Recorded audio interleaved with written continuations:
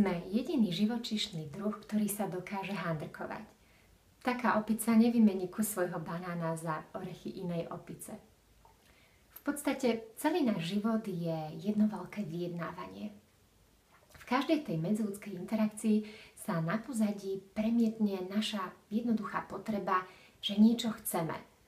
Chceme o 10% vyšší plat, chceme, aby bol partner pozornejší, čokoľvek. Ale keďže na pozadí celého toho nášho chcenia je vždy v podstate istý druh vyjednávania, tak nás to privádza k úvahám o tom, ako si tam počínať tak, aby sme dosiahli to, čo chceme. A keďže to naše chcenie je veľmi komplikovaný a zložitý proces, na ktorý teda nestačí ani matematická logika, ani psychologické teórie, nebýva nám to vždy také prístupné, ako tam rafinovane si počínať, aby to nebolo ani o manipulácii, ani o nátlaku, nedaj Bože o nejakej šikane. Keď chcete do zákulisia vyjednávania väčšmi vidieť a rozumieť mu, mám pre vás skvelý tip na túto knihu. Napísal ju Chris Voss, ktorý pôsobí už takmer štvrťstoročie v FBI ako vyjednávač, čiže je ten najpovolanejší k tej téme sa vyjadriť.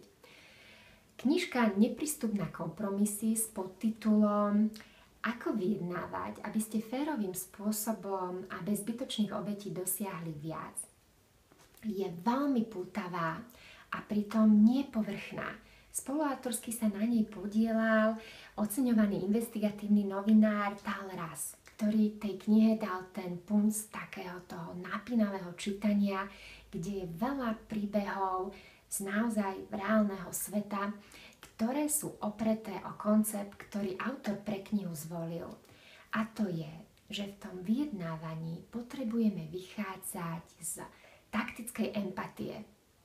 O tom tá kniha je. Keď už zvládneme taktickú empatiu, sme skvelí vyjednávači. A aby to teda ale nebolo také jednoduché, lebo nestačí byť iba vyjednávačom, potrebujeme byť znalí tej emočnej hry, ktorú každý z nás hrá, lebo povedzme si, máme to tak radi. Tak na to potrebujeme aj tie ďalšie veci. V knihe ich nájdete a bez toho, aby ste sa chystali vylúpiť banku a vzajať rukojemníkov, vám výborne poslúži, aby z vás boli takí vyjednávači, pre ktorými budú všetci mať rešpekt a vy s ľahkosťou dosiahnete, čo chcete.